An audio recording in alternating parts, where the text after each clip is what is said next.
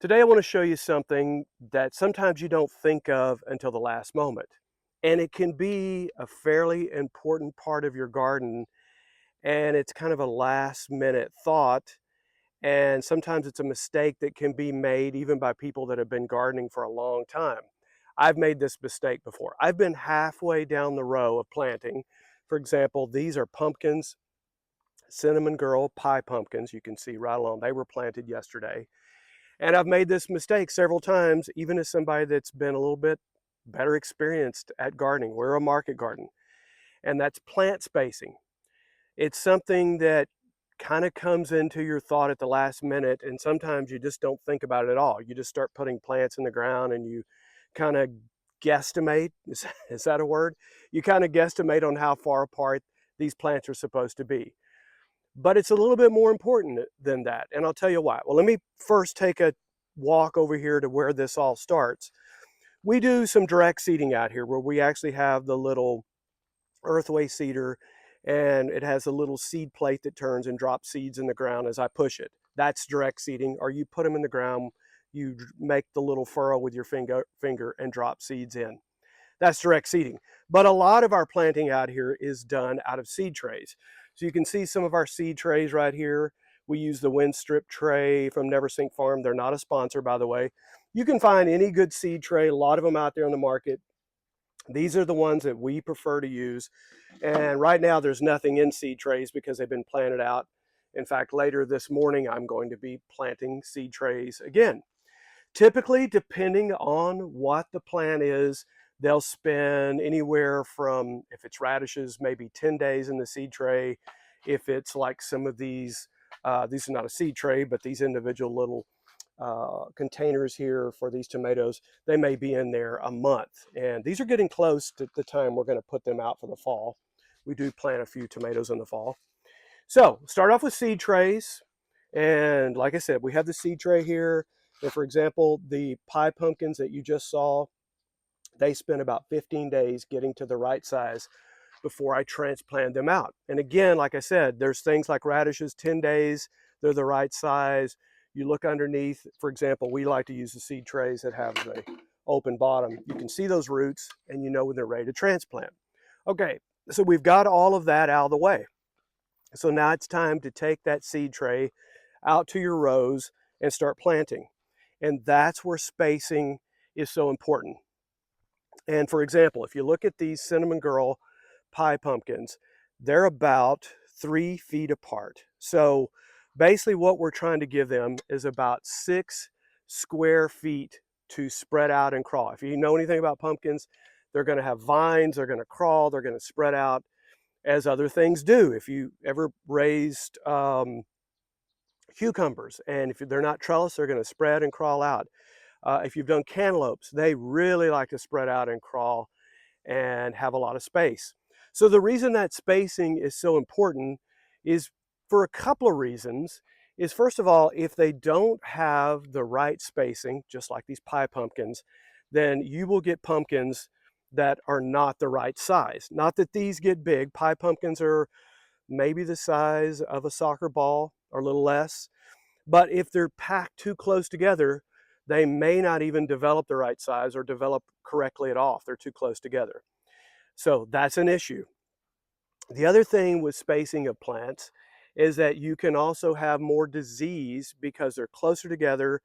There's going to be more moisture that may accumulate on the leaves when they're tightly packed, and you'll get things like powdery mildew.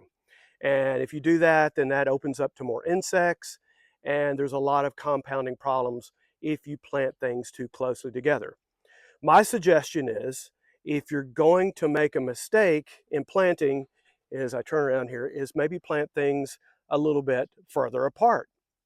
And if you got the room to do so in your garden, then do that. Remember, if you have too few or 3 fewer plants than what you scheduled or planned, and you're not able to plant those, or you have to plant them somewhere else, it's better than messing up the entire thing by planting them all too close together. If that makes sense? So it's better to have a few fewer that are very productive planted the right distance apart. I'll show you another example. Let me I'm going to walk down to the back part. We're going to go look at some butternut squash. So now walking down to the southern end of Whirlwind Family Farm. By the way, I haven't said who I am. I'm Jeff. This is Whirlwind Family Farm here in Central Texas. So glad you found our channel. So let's keep going. So I'm going to give you that example I was talking about. These, I'm going to flip the camera around here again. I'm going to walk down here where some bunch beans these beans were planted right here. And so if you look at bush beans, excuse me, these were planted about 10 days ago, and you can see they have germinated, done really well. And those were direct seeded with earthway seeder. So you can see they are fairly close together. And some of them are just an inch or maybe 2 inches apart. And that's okay. That's the way they are designed to grow, and they grow that way. They do better because bush beans, hence the name, they do great together.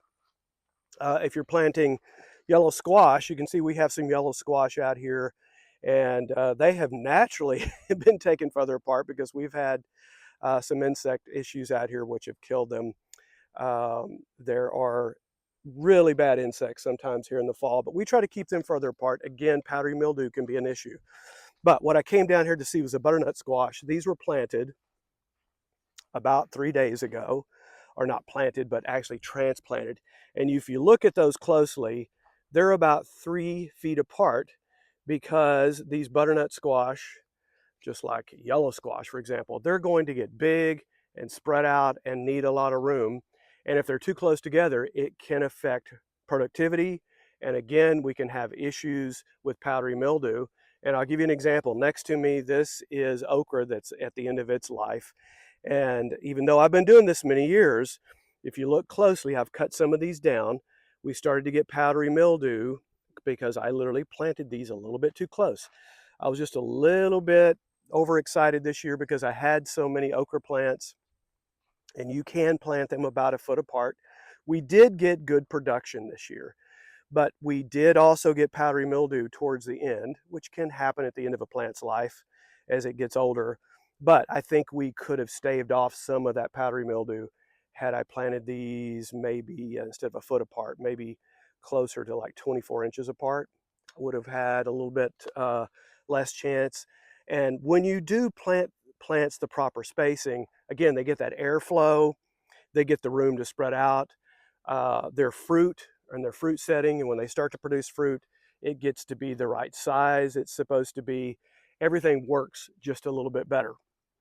So, as I've showed you those examples about plant spacing and how important it is, as I said, with things like squash that have to be further apart, cucumbers that need to have that room. Whenever you start to plan this, the thing to do is, first of all, a lot of times the seed packet, depending on the company that you purchase from, they will give you those instructions on the back of the seed packet. Some companies are not as good about that. If that's the case, we have a wonderful tool in today's world called the internet, and you can go to your browser and go in and type in that specific vegetable plant, and 99% of the time you're going to get the proper spacing. Do a double check with a couple of sources there before you plant. And the internet's a great source in today's world. If you go back 35 years ago, people had to kind of do a lot of digging and talking to people who'd planted before to know that. It's funny that we think about that. Not so long ago, we didn't have those resources, but we do now. And that's what I would do. Just be careful before you plant. Check out that plant spacing. You're going to end up with plants that are healthier, better production.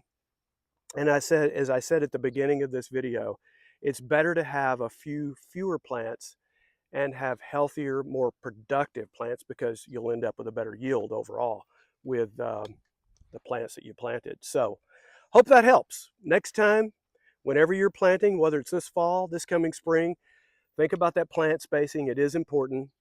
We appreciate you finding our channel. I'm Jeff with Whirlwind Family Farm, and we always have another video right here you can check out. We have many videos that'll take you further along in that backyard gardening process, or maybe you're a market gardener like me and just sharing some ideas. So also put your comments and thoughts on plant spacing and what you do to make sure it's correct. Thanks again. Blessings over you, your family, your garden. Talk to you soon from Whirlwind Family Farm.